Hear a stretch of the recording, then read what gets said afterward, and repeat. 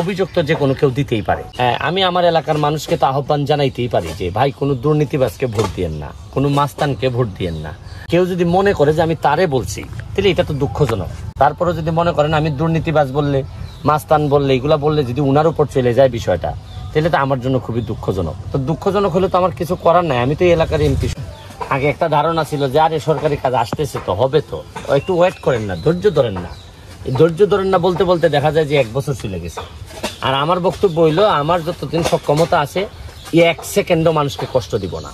এই জন্যই তো মানুষ আমার নেতা বানাইছে, এত ভোট দিয়ে নেতা বানাইছে। সুতরাং যতটুকু সক্ষমতা আছে, আর এখন তো আমি আমার বাপের টাকা দিচ্ছি না, তো এটা তো রাষ্ট্রের টাকাই আমি রাষ্ট্রের মানুষকে দিচ্ছি, সরকারের টাকা সরকারের মানুষকে দিচ্ছি। আমি সিদ্ধান্ত নিয়েছি চুরিটা খালি করবো না, আর চুরি না করলে কত কাজ যে করা যায় এটার নমুনা আপনারা দেখে যান আজকে। আচ্ছা, একটা প্রশ্ন, একজন চেয়ারম্যান আপনার বিষয়ে যে একটি অভিযোগ লিখছেন, এই বিষয়ে কি বলবেন আসলে? ওহো না না, এটা আসলে কি, আসলে একটা বিষয় কি, উনি অভিযুক্ত যে কোনো কেউ দিতেই পারে। তা আমার বক্তব্য স্পষ্ট, আমার বক্তব্য হচ্ছে যে আমি আমার এলাকার মানুষকে তো আহ্বান জানাইতেই পারি যে ভাই কোনো দুর্নীতিবাজকে ভোট দিয়েন না, কোনো মাস্তানকে ভোট দিয়েন না, কোনো খারাপ লোককে ভোট দিয়েন না।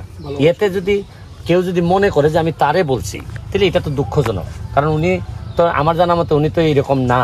তারপরে যদি মনে করেন আমি দুর্নীতিবাজ বললে, মাস্তান বললে, এগুলা বললে যদি উনার উপর চলে যায় বিষয়টা, তাহলে তো আমার জন্য খুবই দুঃখজনক। তো দুঃখজনক হলে তো আমার কিছু করার নাই, আমি তো এই এলাকার এমপি। সুতরাং ভালো মানুষ যেন নেতা হইতে পারে, ভালো মানুষ যেন কাজ করতে পারে। ভালো মানুষ তো আমি বলি না যে অমুকরে বানান, আমার কথা হলো যে ভালো মানুষরা, দুর্নীতিবাজ মুক্ত মানুষরা, এই ধরনের মানুষ নেতা হইলে হয় কি দেশটা আগাবে। বঙ্গবন্ধু সোনার বাংলা বানানোর জন্য তো সোনার মানুষ দরকার, শুধু এমনি এমনি হইলেই তো হবে না। এখন ধরেন আমি নিজের সৎ দাবি করি করে আমি ঢাকা গিয়ে বসে থাকলাম, তারপর মনে করলাম যে আচ্ছা যা ইচ্ছা হোক, যে যেভাবে পারে নেতা হোক, আমার কি আসে যায়।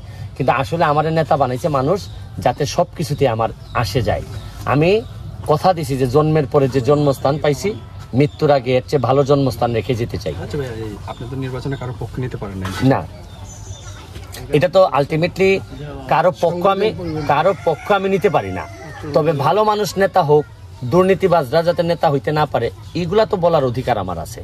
কারণ আমার চোখের সামনে আমার এলাকা ধ্বংস হবে, নষ্ট হবে, এটা আমি যদি না বলি, ধরেন তার মানুষ যে সিদ্ধান্ত নিবে এটার প্রতি আমার সম্মান আছে। যেই নেতা হবে তার সাথে আমি কাজ করব, এটা তো আমার ব্যক্তিগত কোনো শত্রুতা কারোর সাথে নাই। আমার যদি কোনো তার সাথে মানসিক দূরত্ব হইতে পারে যে ভাই আমি তো, আপনি জানেনই যে আমি তো কথা দিছি যে দুর্নীতি আমি করব না, আর আমি থাকতে কাউরে করতে দিব না। এই জন্য যদি কারোর সাথে আমার দূরত্ব তৈরি হয়, এটা আমার আদর্শিক দূরত্ব, এটা ব্যক্তি দূরত্ব না, মানুষের কষ্টের। এখানে একটা বিষয় আছে যে এখন যে এই 6টা মাস মানুষের কষ্ট, কত টাকা দেবেন আপনি এখন? আমি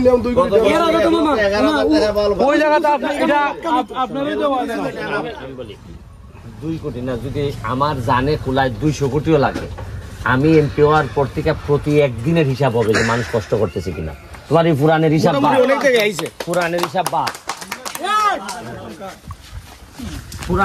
বাদ, যে আইবনে রে, দেখমনে রে, করতাছি রে, আগামীবার ভোটের পরে রে বালানি হিসাব। এটার মধ্যে কিন্তু আমি এমপি হওয়ার আগেই ফেলাইছি, আমি ফেলাইছি। হ্যাঁ, লাইভ করছিলাম।